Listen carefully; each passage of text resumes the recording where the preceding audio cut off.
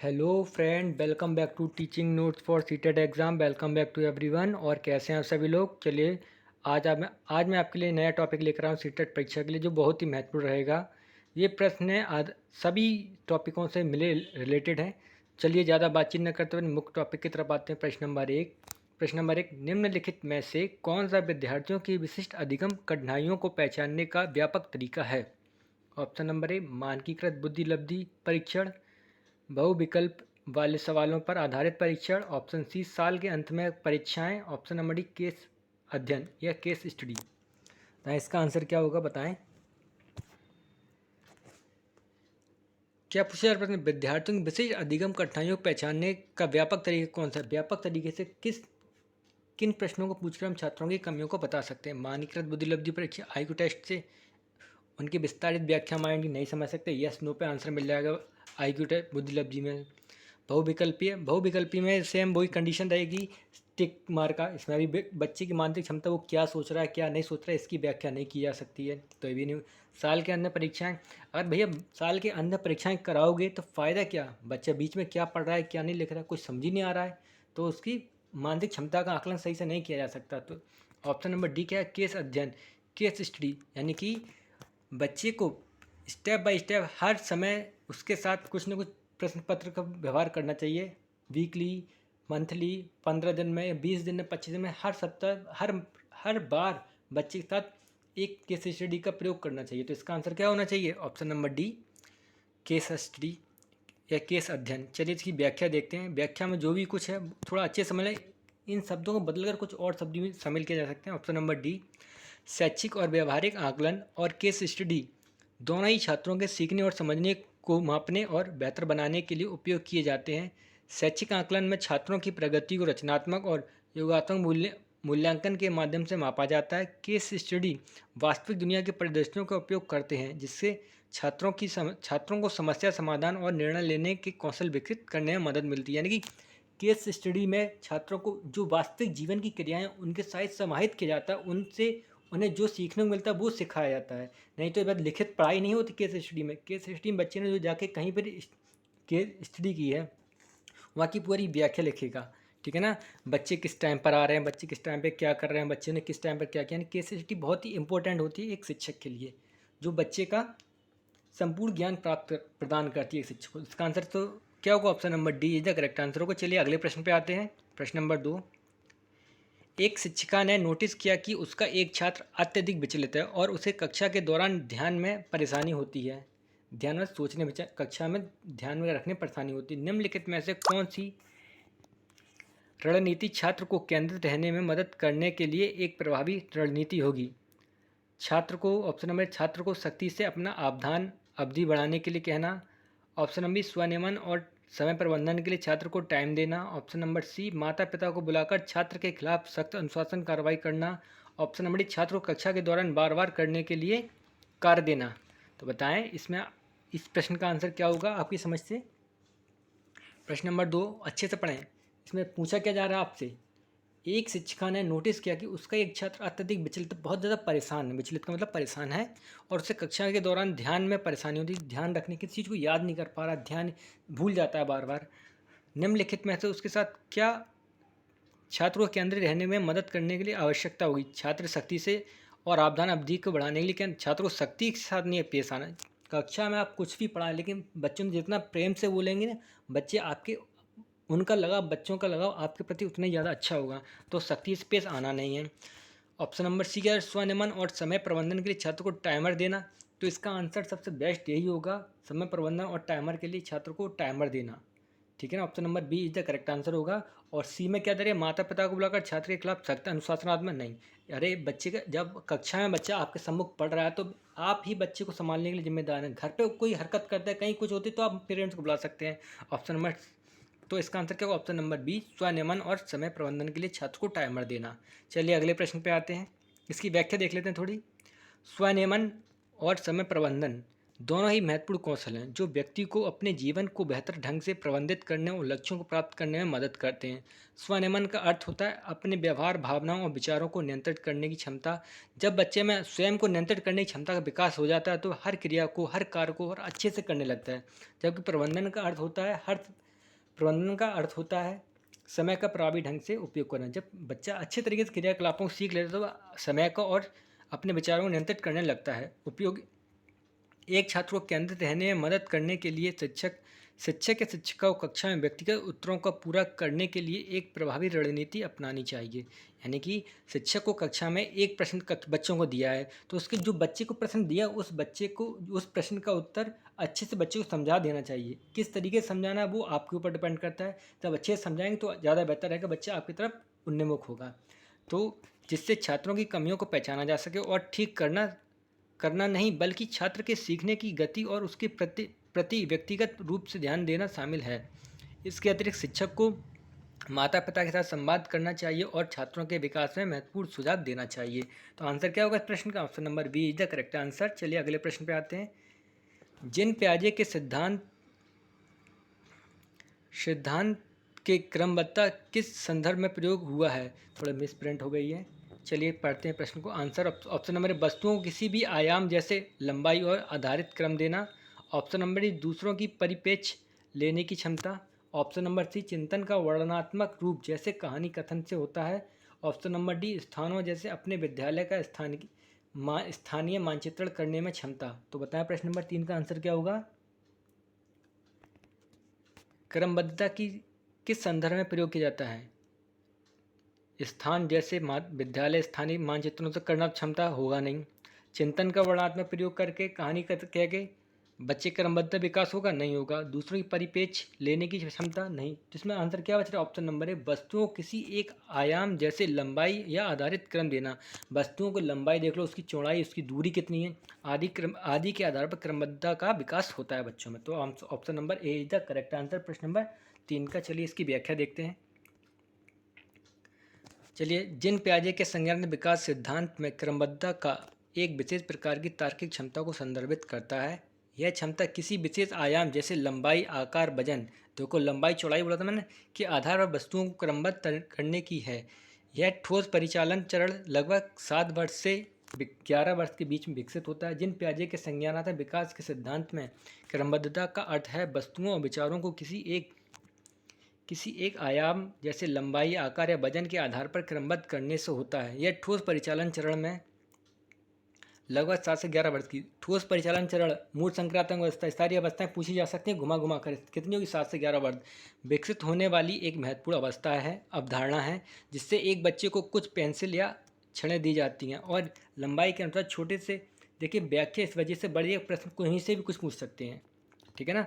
बच्चों को कुछ वस्तुओं को आकार के अनुसार क्रमबद्ध करने और वजन के अनुसार व्यवस्थित करने के लिए कहा जाता है। यानी लंबाई, चौड़ाई और वजन का भार होता है। क्रमबद्धता का महत्व भी देख लीजिए।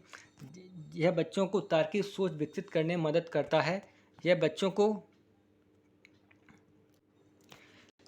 को वस्तुओं के बीच संबंधों को समझने में मदद करता है। जैसे कि यदि छड़ ए छड़ बी से लंबी है और छड़ बी छड़ सी से लंबी है तो बच्चे यह अनुमान लगा सकते हैं कि छड़ ए और छड़ सी से लंबी है।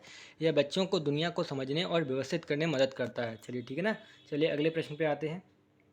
प्रश्न नंबर 4, जिन प्याजे, थोड़ा पीछे छूट रहा है, चलिए थोड़ा देखते हैं, पढ़ाता हूँ, बोलता हूँ।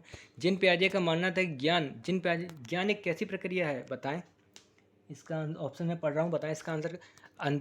विज्ञान अंतःक्रिया के माध्यम से प्राप्त करने के बजाय जन्मजात और दिया जाता है, दिया हुआ हो तो नहीं। इनेट and given rather than acquired through interaction, नहीं बच्चे। ऑप्शन नंबर बी अधिक जानकार अन्य लोगों के साथ बातचीत से सह निर्मित होता है।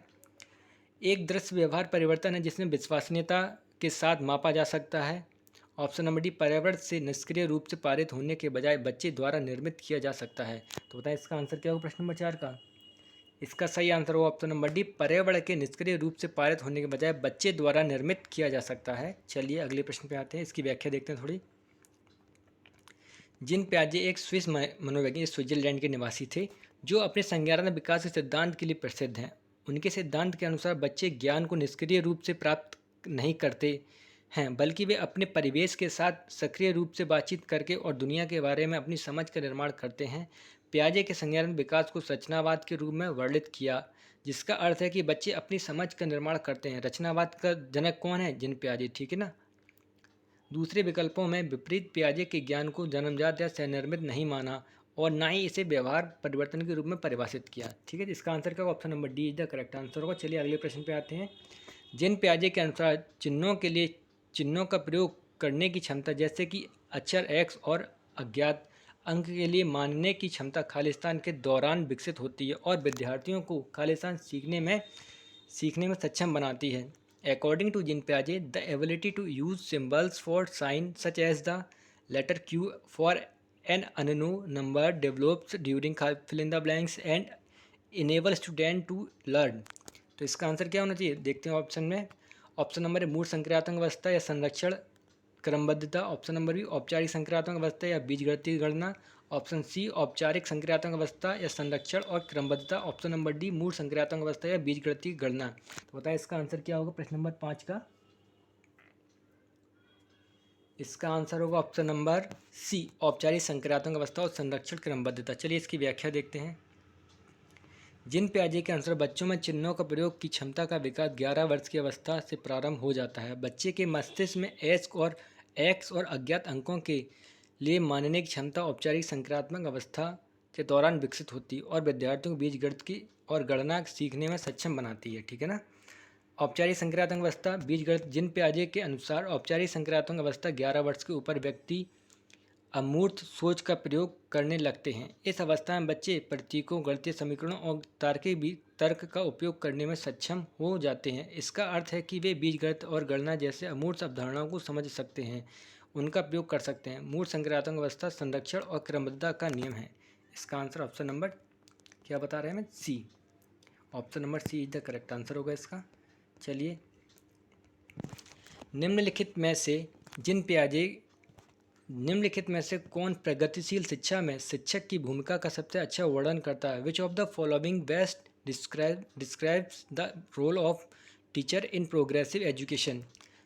शिक्षक बच्चों को प्रयोग करने के लिए विविध सामग्री प्रदान करते हैं और आवश्यकता पड़ने पर आलम्बन प्रदान करते हैं। शिक्षक पाठ्यचर्या मानकों का कड़ाई से पालन सुनिश्चित करने के लिए जिम्मेदार हैं। शिक्षक बच्चों को स्वतंत्र रूप से सीखने देते हैं और उनके सीखने में हस्तक्षेप नहीं करते। ऑप्शन नंबर डी शिक्षक कक्षा में ज्ञान और अधिकार का प्राथमिक स्रोत हैं। तो बताएं प्रश्न नंबर 6 का आंसर क्या होगा?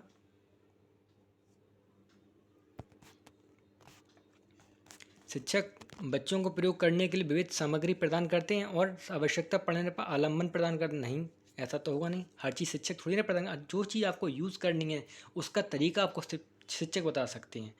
ठीक है, तो ऑप्शन नंबर ए तो होगा नहीं इसका।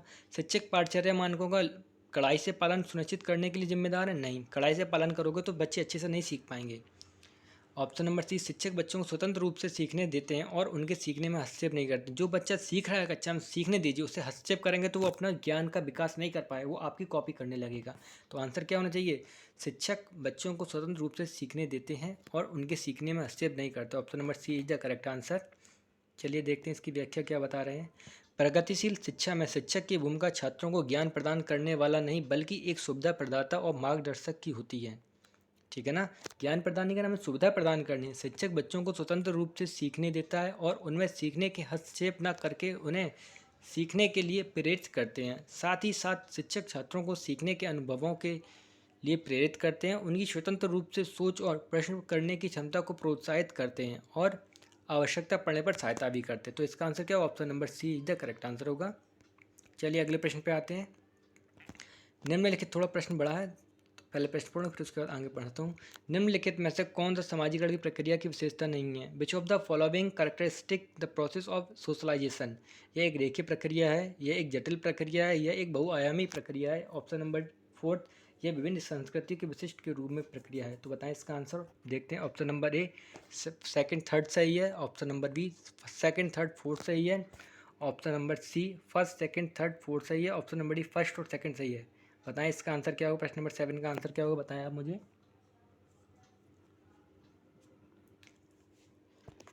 देख क्या बोल रहे हैं इसमें, समाजीकरण एक रेखीय प्रक्रिया नहीं, समाजीकरण रेखीय प्रक्रिया तो नहीं, सभी लोग एक ही समान तो रहते नहीं हैं, सभी अलग अलग होते हैं, कोई कैसा होता है। एक जटिल प्रक्रिया, हाँ जटिल प्रक्रिया तो है समाजीकरण। तो इसमें 2 किस्में दे रहे हैं, फर्स्ट में 2 है, सेकंड में 2 है और किसी में 2 नहीं है। चलिए पहला अगला तो पहला किस में है? थर्ड सी में और डी में, दो दोनों ही गलत हो गए। अब बच रहा है सेकंड ए और बी। देखते हैं। एक जटिल प्रक्रिया है, हाँ जटिल प्रक्रिया है दोनों में, थर्ड दोनों में। अब फोर्थ में क्या दे रहे हैं, यह एक बहुआयामिक प्रक्रिया है, थर्ड में ये है, तो दोनों में थर्ड है। और फोर्थ में क्या, ये एक विशिष्ट संस्कृति के रूप में जानी जाती है, तो यानी कि थर्ड में ए में फोर्थ नहीं है और बी में फोर्थ है, तो इसका आंसर क्या होगा, option number B is the correct answer होगा इसका। चलिए इसकी व्याख्या देखते हैं। समाजीकरण की प्रक्रिया एक जटिल बहुआयामी प्रक्रिया है जो विभिन्न संस्कृतियों के विशिष्ट रूप से होती है। यह एक रेखीय प्रक्रिया नहीं है, इसीलिए विकल्प सेकंड, थर्ड और फोर्थ सही है। व्याख्या देखते हैं इसकी। ये एक जटिल प्रक्रिया जटिल क्यों है। समाजीकरण में विभिन्न सामाजिक, सांस्कृतिक और व्यक्तिगत कारकों का प्रभाव पड़ता है जो इसे एक जटिल प्रक्रिया बनाते हैं। ठीक है, मैंने ये कहा एक जटिल प्रक्रिया है, अलग अलग प्रक्रियाएं, अलग अलग कार्य होते हैं, इसी वजह से इसे जटिल प्रक्रिया बनाता है। यह एक बहुआयामी प्रक्रिया है। समाजीकरण विभिन्न स्तरों पर और विभिन्न तरीकों से होता है, जैसे कि परिवार, स्कूल और समुदाय। ये समाजीकरण के प्रमुख पहलू क्या होगा, समाजीकरण प्रमुख पहलू हमारा परिवार होगा। दूसरा, जब बच्चे स्कूल पढ़ने जाता है, खेलता है, खेल का मैदान, ये समाजीकरण द्वितीय स्थान होता है, इसमें खेल का मैदान नहीं दिया गया है। और फोर्थ के तहत ये विभिन्न संस्कृतियों के विशिष्ट रूप से होती है। प्रत्येक संस्कृति के अपने सामाजिक मानदंड, मूल्य और विश्वास होते हैं जो समाजीकरण प्रक्रिया को प्रभावित करते हैं, तो इसका आंसर ठीक है ना। इसकी व्याख्या भी देख ली। ऑप्शन नंबर एक गलत है। समाजीकरण रेखीय प्रक्रिया नहीं है, बल्कि ये जीवन भर चलने वाली सतत प्रक्रिया है, ठीक है ना। सतत प्रक्रिया होता है समाजीकरण, सतत प्रक्रिया, तो इसका आंसर राइट होता है, चारों सही होते हैं। चलिए अगले प्रश्न पे आते हैं। हमारा आज का अगला प्रश्न, निम्नलिखित में से कौन एक समावेशी कक्षा का उदाहरण नहीं है। Which of the following does not exemplify and inclusive education. उचित समावेशन का पालन, following, reasonable accommodation. Option number B, विवेदिक निर्देश देना, ऑफरिंग डिफरेंटिएशन इंस्ट्रक्शन, प्रतिस्पर्धा लोकाचार को प्रोत्साहित करना, increasing comparative ethics. Option number D, विविध दृष्टिकोण को समावेशन करना, इनकॉर्पोरेट ऑफ डाइवर्स पर्सपेक्टिव। तो बताएं इसका आंसर कौन सा उदाहरण नहीं होगा।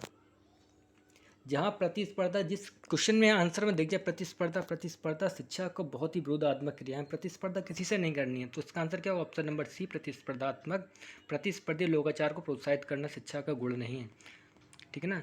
समावेशी कक्षा वह है जहाँ सभी प्रकार के विद्यार्थी, चाहे वे किसी भी शारीरिक, मानसिक, सामाजिक क्षमता से हो, बिना किसी भेदभाव के एक साथ शिक्षा, यानी प्रतिस्पर्धा नहीं करनी है, शिक्षा प्रदान करते हैं। समावेशी कक्षा का उद्देश्य एक ऐसा शिक्षण वातावरण बनाना है जहाँ सभी छात्र अपनी योग्यताओं, पृष्ठभूमि और शिक्षण शैली की परवाह किए बिना स्वागत, सम्मान और मूल्यवान महसूस करें। इस प्रतिस्पर्धा लोकाचार को प्रोत्साहित करने में से दबाव भरा माहौल बन सकता है, जो कुछ छात्रों को पूरी तरह से भाग लेने या मदद मांगने से हतोत्साहित कर सकता है, खासकर वे जो शैक्षणिक रूप से संघर्ष कर रहे हों।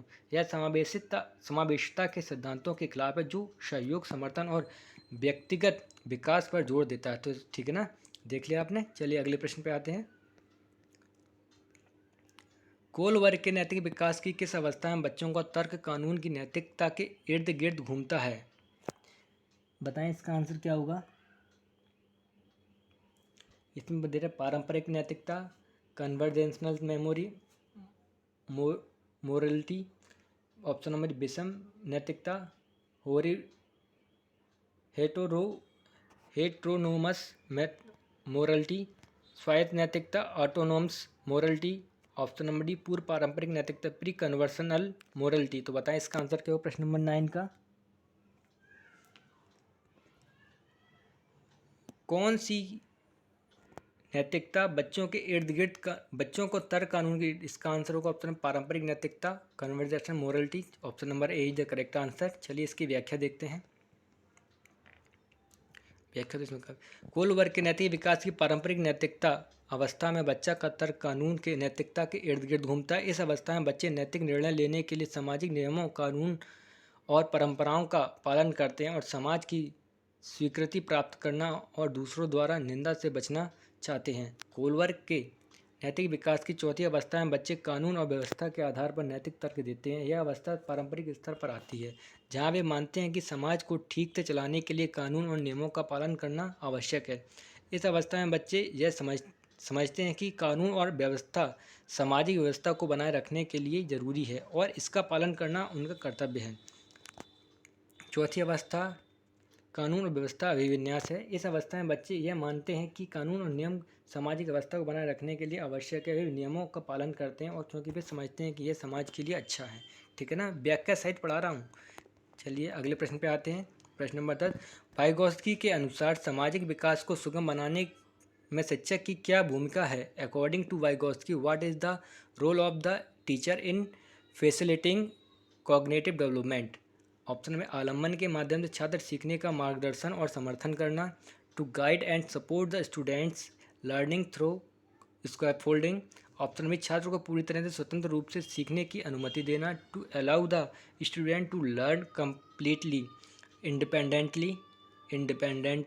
ऑप्शन नंबर सी, केवल उन्हीं कार्यों को देना जो विद्यार्थी वर्तमान में स्वतंत्र रूप से कर सकते हैं, to give only those task that the student can currently do independently.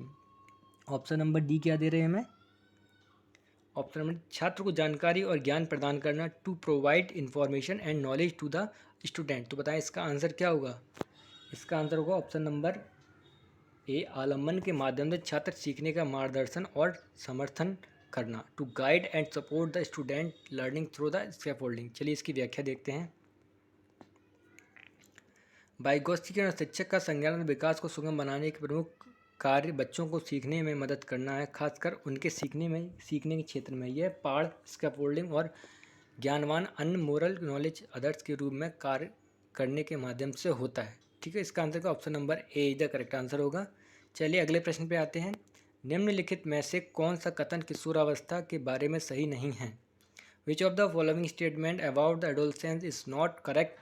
किशोरावस्था को आमतौर पर यौवन शुरू करने के लिए माना जाता है। यह एक ऐसी प्रक्रिया है जो यौन परिपक्वता और पुनरुत्थान की क्षमता की ओर ले जाती है। किशोरावस्था बचपन और वयस्कता के बीच विकासात्मक संक्रमण है, जिससे शारीरिक, संज्ञानात्मक और मनोसामाजिक परिवर्तन होते हैं।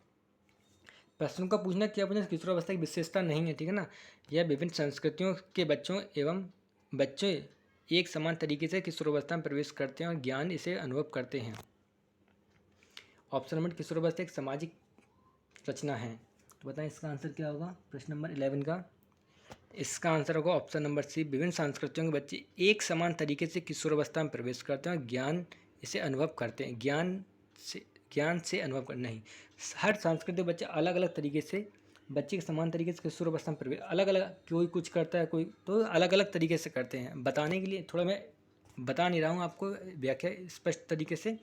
जो हर बच्चा एक समान नहीं होता, हर बच्चे की मानसिक क्षमताएं अलग होती हैं, लेकिन बच्चे की शारीरिक वृद्धि, मानसिक वृद्धि सभी अलग अलग होती हैं, लेकिन एक अवस्था पर होती हैं सभी। कोई मोटा होता है बच्चा, कोई पतला होता है। तो इसमें किशोरावस्था में प्रवेश तो सभी एक समय करेंगे, परंतु उनकी शारीरिक ज्ञान के अनुभव अलग अलग होते हैं सभी के। ठीक है ना, option number C is the correct answer होगा इसका।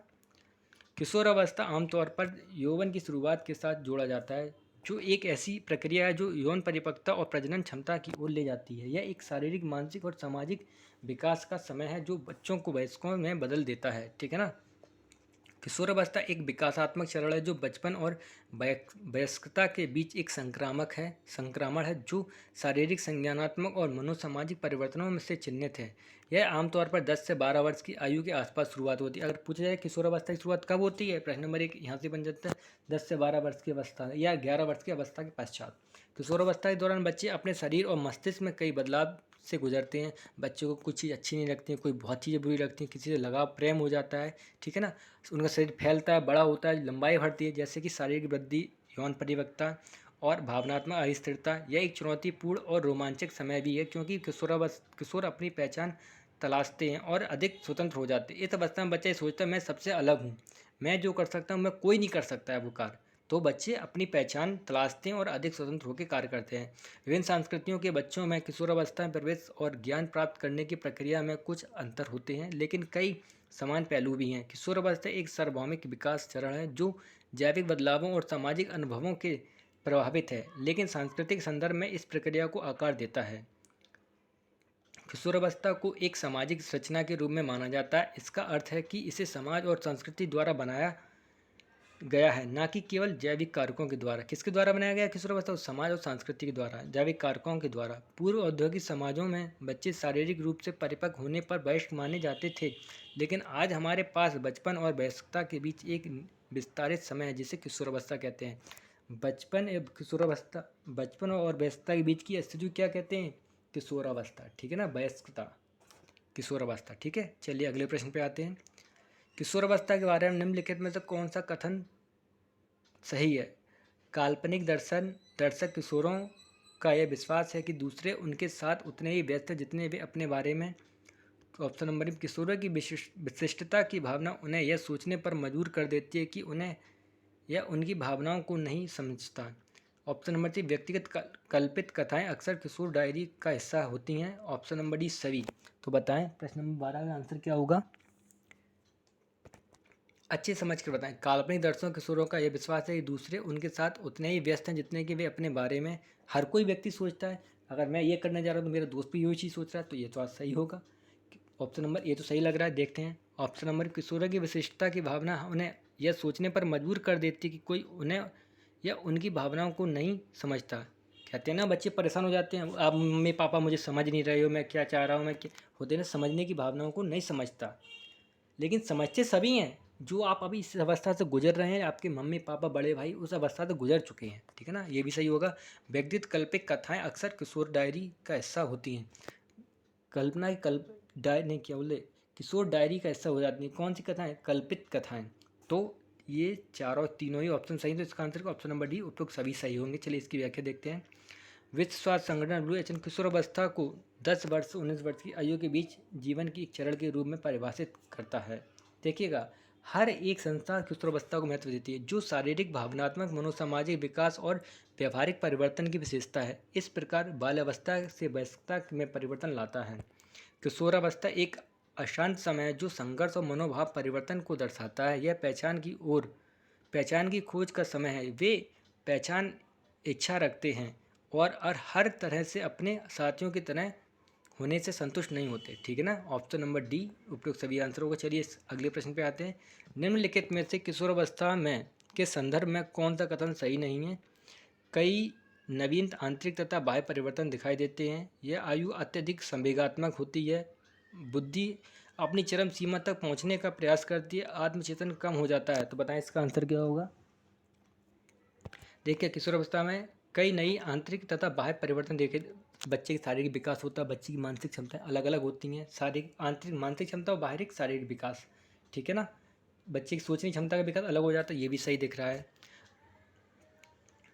और यह सही दिख रहा है ना। ऑप्शन नंबर बी क्या है? यह आयु अत्यधिक बहुत ही संवेगात्मक होती है, बहुत तेज़ी से बच्चे सोचते हैं, बढ़ते भी हैं। तो ऑप्शन नंबर बी भी नहीं दिख रहा है। ऑप्शन नंबर सी कहते हैं बुद्धि अपनी चरम सीमा तक पहुंचने का प्रयास करती है। अरे बच्चा कुछ भी सोच सकता है इस अवस्था में, तो ये भी सही है।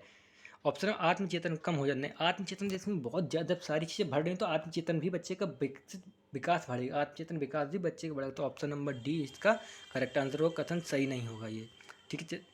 चलिए इसकी व्याख्या देखें। विकास को आकृति, आकार, स्वास्थ्य के परिवर्तन या मनोविज्ञान में परिवर्तन के रूप में परिभाषित किया जा सकता है। मनुष्य के विकास को अलग अलग चरणों में शैशवावस्था, प्रारंभिक बालावस्था, मध्य बालावस्था, किशोरावस्था और वयस्कता में विभाजित किया जाता है। एडोलसेंस लैटिन शब्द एडोर केयर से उत्पन्न हुआ है, जिसका अर्थ है परिपक्व होने के लिए बढ़ना है। यह एक अवस्था है जो 12 वर्ष 19 वर्ष की उम्र के बीच होती है। किशोरावस्था, बाल्यावस्था और वयस्कता का माध्यमिक चरण है, जब बच्चा वयस्क में शारीरिक और मनोवैज्ञानिक रूप से विकसित होता है, ठीक है ना। चलिए अगले प्रश्न पे आते हैं। कोलबर्ग के नैतिक विकास के सिद्धांत की कैरोल गिलिगन की आलोचना पर केंद्रीय तर्क है।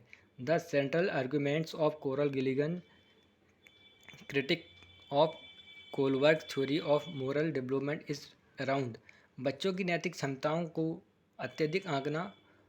ऑप्शन नंबर ए, बच्चों की अध्ययन में प्रायोगिक शोध प्रणाली का उपयोग। ऑप्शन नंबर सी, स्कूल जाने वाले बच्चों के लिए अध्ययन के शैक्षिक निहितार्थ। ऑप्शन नंबर सी, देखभाल की नैतिकता और नारीवादी दृष्टिकोण। तो इसका आंसर क्या होना चाहिए, बताएं आप। बच्चों की नैतिकता क्षमताओं का अधिकार आकलन तर्क करते हैं, नहीं कर सकते। बच्चों के अध्ययन में प्रायोगिक शोध प्रणाली का उपयोग नहीं किया जाता है। ऑप्शन नंबर डी, स्कूल जाने वाले बच्चों के लिए अध्ययन। ऑप्शन नंबर सी, स्कूल जाने वाले बच्चों के लिए अध्ययन के शैक्षिक निहितार्थ, ये भी नहीं होगा। ऑप्शन नंबर डी में क्या है, देखभाल की नैतिकता और नारीवाद की दृष्टिकोण। ऑप्शन नंबर, तो यही इसका आंसर सही देगा, ऑप्शन नंबर डी, नैतिक देखभाल की नैतिकता और नारीवादी दृष्टिकोण इसका करेक्ट आंसर होगा।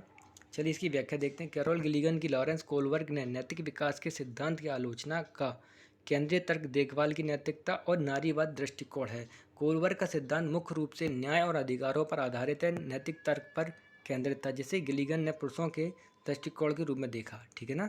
चलिए ये आज का हमारा आखिरी प्रश्न होगा। निम्नलिखित में से कौन सा संरचनावादी अधिगम सिद्धांत का मूल सिद्धांत है? Which of the following is a core principle of constructivist learning theory?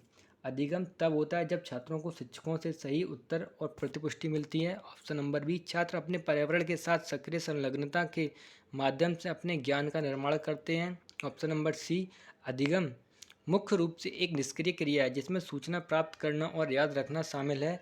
Option number D, शिक्षकों के छात्रों को प्रत्यक्ष निर्देश और स्पष्ट मार्गदर्शन प्रदान करना चाहिए। तो बताएं इसका आंसर क्या होगा? पॉजिटिव और नेगेटिव पॉइंट को अच्छे ध्यान में रखना, उसी हिसाब से आपको काम करना होगा।